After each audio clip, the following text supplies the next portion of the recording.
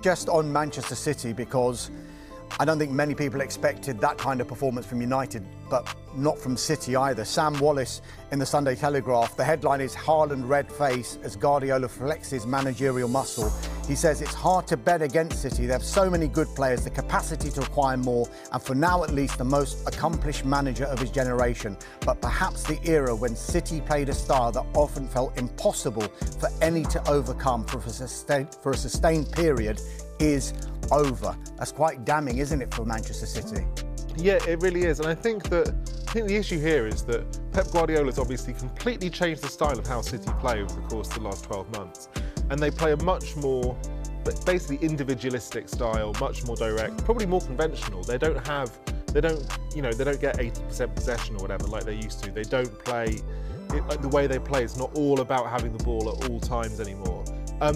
But the problem with that individualistic style is really dependent on the individuals. And if you watch them play this season, even when they've been good, they've been much, much more dependent on Haaland than they've ever been on an individual in the past. You know, the great Guardiola teams were never as dependent on whether it's David Silva, De Bruyne, Aguero, Sterling, anyone, as they have been this season on Haaland. And the problem with that is it's inherently brittle if you play like that, because if your top player goes to a bad run, then the whole team's in trouble. And that's exactly, like, I think anybody who's been watching City this season knows that if Haaland stopped scoring, City would be in a mess, and that's exactly what's happened. You know, I don't blame Haaland. Like, to me, he just looks really tired. He's obviously played tons of games this season. He's not currently at his best level, and I just think that the dip that City are currently in, it was probably inevitable. It's probably inherent in this more individualistic style of play they've gone to. And Jack, I'm just picking up on what Jack said there about Erling Haaland. The dip in form is evident, isn't it? It's one penalty, one goal, and it's a penalty in his last 7 games. Is it a blip, or, as Jack was alluding to there, maybe something deeper and reflecting in a malaise for Manchester City just now? There's definitely a bit of that where they've got real struggles at the back. I went to their game against Chelsea at the start of the year, and they were leading until late on when Chelsea brought one in under an interim manager, and it just didn't feel like the proper City. They weren't completely all over them, pulling them this way and that. It didn't feel like a proper, you know, this is City right on the edge. They're going to chase down somebody and really reel Arsenal in. I think it would be naive to say that this is a really big problem for Haaland and we're never going to see him at that level again.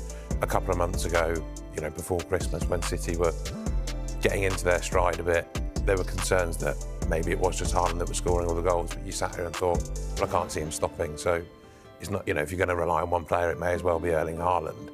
But it just doesn't feel like they've quite worked out how to best support him with the players they've brought in as well.